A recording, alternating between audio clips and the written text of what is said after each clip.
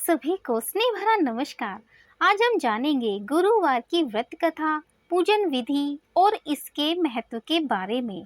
और साथ ही कथा के अंत में हम आरती भी करेंगे। गुरुवार के दिन श्री हरि विष्णु जी की पूजा का विधान है। कई लोग बृहस्पति देव और केले के पेड़ की पूजा भी करते हैं। जानते हैं इस दिन के महत्व के बारे में। गुरुवार यानी बृहस्पतिवार का व्रत बड़ा ही फलदायी माना जाता है। बृहस्पति देव को बुद्धि का कारक माना जाता है। केले के पेड़ को हिंदू धर्म के अनुसार बेहद ही पवित्र माना जाता है। बृहस्पतिवार के दिन भगवान विष्णु की पूजा होती है। साथ ही माता लक्ष्मी की पूजा भी करनी चाहिए। कैसे करें बृहस्पतिवार व्रत का पूजन विधि, आइए जानते हैं। अग्नि पुराण के अनुसार गुरुवार का व्रत अनुराधा नक्षत्र युक्त गुरुवार से प्रारंभ करके लगातार 7 गुरुवार करना चाहिए। इस दिन प्रातः उठकर भगवान विष्णु का ध्यान करके व्रत का संकल्प लेना चाहिए। बृहस्पति देव का ध्यान करें तथा पीले वस्त्र, पीले फल और पीले फूलों से उनकी पूजा करें। इसके बाद फल फूल, पीले वस्त्र ये आदि लेकर भगवान बृहस्पति देव और श्री हरि विष्णु की पूजा करनी चाहिए। साथ ही पूजा के बाद कथा सुननी चाहिए। प्रसाद के रूप में केले चढ़ाना शुभ माना जाता है, लेकिन इन केलों को दान में ही दे देना चाहिए। इन्हें आपको पुनः नहीं खाना चाहिए। शाम के समय बृहस्पतिवार की कथा सुननी चाहिए और मान्यता के अनुसार इस दिन एक बार पीला और बिना नमक का खाना खाना चाहिए, लेकिन वो खाना पीला होना चाहिए। इसके लिए आप मीठे पीले चावल बना सकते हैं और मीठी खीर भी पीले रंग डाल के बना सकते हैं। साथ ही आप चने की दाल भी बना सकते हैं। आप चने की दाल में मीठा डालकर उसमें आप पराठा भी बना सकते हैं। अब सुनते हैं बृहस्पतिवार व्रत की पौराणिक व्रत कथा। प्राचीन समय की बात है। एक नगर में एक बड़ा व्यापारी रहता था। वह जहाजों में माल लदवाकर दूसरे देशों में भेजा करता था। वह जिस प्रकार अधिक धन कमाता था, उसी प्रकार जी खोलकर दान भी करता था। परंतु उसकी पत्नी अत्यंत कंजूस थी। वह कभी भी किसी को भी धन नहीं देती थी और बहुत ही कंजूस थी। एक बार सेठ जब दूसरे देश व्यापार करने गया तो पीछे से बृहस्पति देव ने साधु के वेश में उसकी पत्नी से भिक्षा मांगी। व्यापारी की पत्नी बृहस्पति देव से बोली, हे साधु महाराज, मैं इस दान और पुण्य से तंग आ गई हूँ। आप कोई ऐसा उपाय बताएं जिससे मेरा सारा धन नष्ट हो जाए और मैं आराम से रह सकूं। मैं यह धन लुटता हुआ नहीं देख सकती। बृहस्पति देव ने कहा, हे देवी, तुम बड़ी विचित्र हो। संतान और धन से कोई दुखी होता है क्या? अगर अधिक धन है तो इसे शुभ कार्यों में लगाओ। कुंवारी कन्याओं का विवाह कराओ, विद्यालय और बाग बगीचों का निर्माण कराओ। ऐसे पुण्य कार्य करने से तुम्हारा लोक परलोक सार्थक हो सकता है। परंतु साधु की इन बातों से व्यापारी की पत्नी को जरा भी खुशी नहीं हुई। उसने कहा, मुझे ऐसे धन की आवश्यकता नहीं है जिसे मैं दान में दे सकूं। तब बृहस्पति देव बोले, यदि तुम्हारी ऐसी इच्छा है तो तुम एक उपाय करना। 7 बृहस्पतिवार घर को गोबर से लीपना, अपने केशों को पीली मिट्टी से धोना, केशों को धोते समय स्नान करना। व्यापारी से कहना कि वे हजामत बनवा कर आए।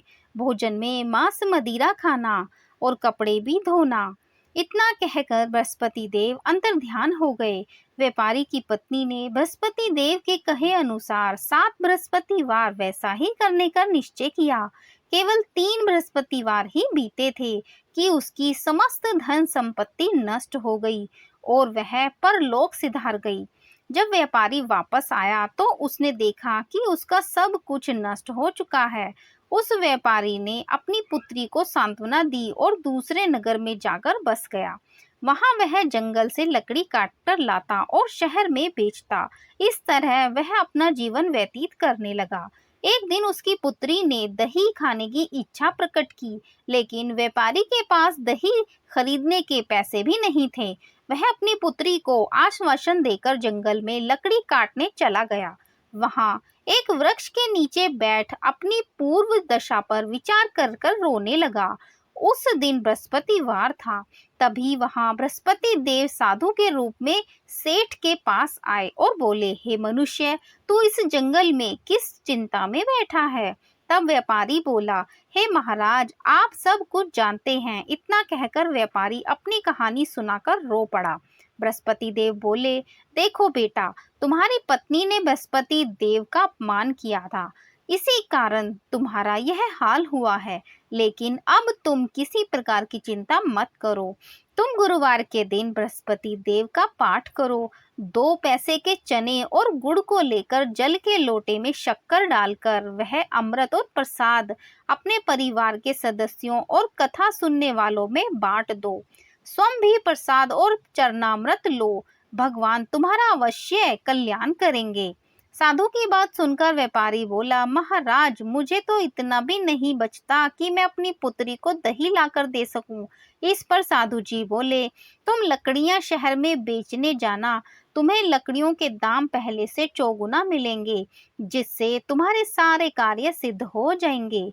उसने लकड़ियां काटी और शहर में बेचने के लिए चल पड़ा। उसकी लकड़ियां अच्छे दाम में बिक गई, जिससे उसने अपनी पुत्री के लिए दही लिया और गुरुवार की कथा सुनने के लिए चना गुड़ लेकर कथा और प्रसाद बंटवा कर स्वयं भी खाया। उसी दिन से उसकी सभी कठिनाइयां दूर होने लगी। परंतु अगले बृहस्पतिवार को वह कथा करना भूल गया।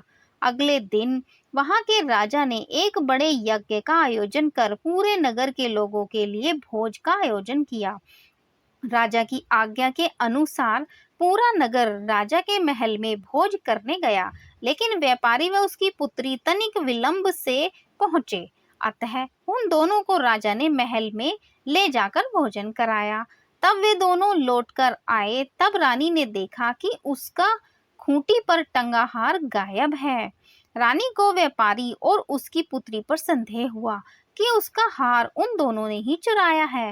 राजा की आज्ञा से उन दोनों को कारावास की कोठरी में कैद कर लिया गया। कैद में पड़कर दोनों अत्यंत दुखी हुए। वहां उन्होंने बृहस्पति देवता का स्मरण किया। बृहस्पति देव ने प्रकट होकर व्यापारी को उसकी भूल का आभास कराया और उन्हें सलाह दी कि गुरुवार के दिन कैद खाने के दरवाजे पर तुम्हें 2 पैसे मिलेंगे। उनसे तुम चने और मुनक्का मंगवाकर विधि पूर्वक बृहस्पति देवता का पूजन करना। तुम्हारे सब दुख दूर हो जाएंगे। बृहस्पतिवार को कैद खाने के द्वार पर उन्हें 2 पैसे मिले। बाहर सड़क पर एक स्त्री जा रही थी। व्यापारी ने उससे बुलाकर गुड़ और चने लाने को कहा। इस पर वह स्त्री बोली, मैं अपनी बहू के लिए गहने लेने जा रही हूँ, मेरे पास समय नहीं है। इतना कहकर वह चली गई। थोड़ी देर बाद वहां से एक और स्त्री निकली। व्यापारी ने उसे बुलाकर कहा कि हे बहन, मुझे बृहस्पतिवार की कथा करनी है, तुम मुझे 2 पैसे का गुड़ और चना ला दो। बृहस्पति देव का नाम सुनकर वह स्त्री बोली, भाई, मैं तुम्हें अभी गुड़ चना लाकर देती हूँ। मेरा इकलौता पुत्र मर गया है, मैं उसके लिए कफन लेने जा रही थी, लेकिन मैं अब पहले तुम्हारा काम करूंगी, उसके बाद अपने पुत्र के लिए कफन लाऊंगी। वह स्त्री बाजार से व्यापारी के लिए गुड़ चना ले आई और स्वयं भी बृहस्पति देव की कथा सुनी। कथा के समाप्त होने पर वह स्त्री कफन लेकर अपने घर गई। घर पर लोग उसके पुत्र की लाश को राम नाम सत्य है कहते हुए शमशान ले जाने की तैयारी कर रहे थे। स्त्री बोली, मुझे अपने लड़के का मुख देख लेने दो। अपने पुत्र का मुख देखकर उस स्त्री ने उसके मुंह में प्रसाद और चरणामृत डाला। प्रसाद और चरणामृत के प्रभाव से वह पुनः जीवित हो गया। पहली स्त्री जिसने बृहस्पति देव का निरादर किया था, वह जब अपने पुत्र के विवाह हेतु पुत्र वधू के लिए गहने लेकर लौटी और जैसे ही उसका पुत्र घोड़ी पर बैठकर निकला, वैसे ही घोड़ी ने ऐसी उछाल मारी कि वह घोड़ी से गिरकर मर गया। यह देख स्त्री रो रोकर बृहस्पति देव से क्षमा याचना करने लगी। उस स्त्री की याचना से बृहस्पति देव साधु के वेश में वहां पहुंचकर कहने लगे कि देवी, तुम्हें अधिक विलाप करने की आवश्यकता नहीं है, यह बृहस्पति देव का अनादर करने के कारण हुआ है। तुम वापस जाकर मेरे भक्त से क्षमा मांग कर कथा सुनो, तब ही तुम्हारी मनोकामना पूर्ण होगी। जेल में जाकर उस स्त्री ने व्यापारी से माफी मांगी और कथा सुनी। कथा के उपरांत वह प्रसाद और चरणामृत लेकर अपने घर वापस गई। घर आकर उसने चरणामृत अपने मृत पुत्र के मुख में डाला। चरणामृत के प्रभाव से उसका पुत्र भी जीवित हो उठा। उसी रात बृहस्पति देव राजा के सपने में आए और बोले, हे राजन, तूने जिस व्यापारी और उसके पुत्री को जेल में डाल रखा है वह बिल्कुल निर्दोष है। तुम्हारी रानी का हार वहीं खूंटी पर ही टंगा है। दिन निकला तो राजा रानी ने कहा, हाँ, हार खूंटी पर ही लटका हुआ है। राजा ने उस व्यापारी और उसकी पुत्री को रिहा कर दिया और उन्हें आधा राज्य देकर उसकी पुत्री का विवाह उच्च कुल में कराकर दहेज में हीरे जवाहरात भी दिए। ये थी गुरुवार व्रत की कथा। अब जानते हैं कि इस व्रत का फल क्या होता है। यह व्रत अत्यंत फलदायी है। गुरुवार को व्रत उपवास करने और कथा पढ़ने से और सुनने से बृहस्पति देवता प्रसन्न होते हैं। अनुराधा नक्षत्र युक्त गुरुवार से व्रत आरंभ करके 7 गुरुवार उपवास करने से बृहस्पति देव की ग्रह का हर पीड़ा मुक्त कर देते हैं। गुरुवार का व्रत पूरे श्रद्धा भाव से करने पर व्यक्ति को गुरु ग्रह का दोष खत्म हो जाता है तथा गुरु कृपा प्राप्त होती है। इस दिन व्रत करने से व्यक्ति को सारे सुखों की प्राप्ति होती है। अब करते हैं गुरुवार व्रत की आरती। ओम जय बृहस्पति देवा। ओम जय बृहस्पति देवा, स्वामी जय बृहस्पति देवा। चिन चिन भोग लगाऊं, कदली फल मेवा। ओम जय बृहस्पति देवा। तुम पूरन परमात्मा, तुम अंतर्यामी,